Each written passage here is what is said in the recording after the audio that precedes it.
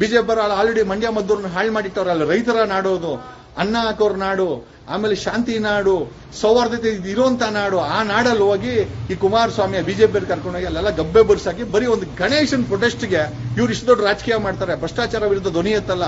ಈಗ ನೋಡಿ, ಅವ್ನು ಸೂರ್ಯನಗರದವನು ಒಂದು ಕೋಟಿ ರೂಪಾಯಿ ಚಿನ್ನನ ಎಂಟ್ರಿಗೆ ಒಡೆ ಮಾಡಿಸ್ಕೊಟ್ಟು ಯಾವನಾರ ಮಾತಾಡ್ತಾನೆ, ಯಾವನು ಮಾತಾಡ. ಯಾಕಂದ್ರೆ ಇವ್ರು ಎಲ್ಲಾ ಕಳ್ಳರುಗಳು ಅವ್ರ ಹತ್ರ ಈಸ್ಕೊಂಡು ಟ್ರಾನ್ಸ್ಫರ್ಗಳು ಮಾಡಿಸ್ಕೊಟ್ರು ಅಂತ ಹಲ್ಕಟ್ಟು ಬೇವರ್ಸಿ ಭ್ರಷ್ಟಗಳು ಅಂತ ನಮ್ಗೆಲ್ಲ ಗೊತ್ತಿದೆ.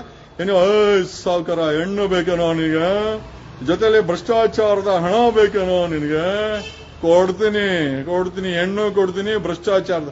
ನಿಜವಾಗ್ಲೂ if I become a chief minister of Karnataka, amend the law, I will ensure ಇವ್ರುಗಳನ್ನ ಬೀದಿನಲ್ಲಿ ನೇಣ ಹಾಕುವಂತ ಒಂದು ಕಾನೂನನ್ನ ತಿದ್ದುಪಡಿ ತರಬೇಕ್ರಿ. ಆವಾಗಲೇ ಈ ನನ್ನ ಮಕ್ಕಳಿಗೆ, ಈ ಭ್ರಷ್ಟರಿಗೆ, ಕಳ್ಳರಿಗೆ, ಆಮೇಲೆ ದಗೋಕೋರ್ರಿಗೆ, ಈ ಡಕಾಯಿತಗಳಿಗೆ, ಕೊಲೆ ಮಾಡೋರಿಗೆ ಬೀದಿನಲ್ಲಿ ನೇಣ ಹಾಕ್ಬೇಕು ದುಬೈ ತರ. ಆವತ್ತೇ ನನ್ನ ಮಕ್ಕಳಿಗೆ ಎದೆನಲ್ಲಿ ಭಯ ಬರೋದು ಅಂತ ಹೇಳುತ್ತಾ, the day is not far the India and Karnataka will go through the reforms. But one thing is very certain, ನೀವುಗಳೆಲ್ಲ ಜಾಗೃತವಾಗಿರಬೇಕು. ಈ ಕಾಂಗ್ರೆಸ್, ಜೆಡಿಎಸ್, ಬಿಜೆಪಿ ನಿಮ್ಮನ್ನೆಲ್ಲ ದಿಕ್ಕು ತಪ್ಪಿಸಿದೆ.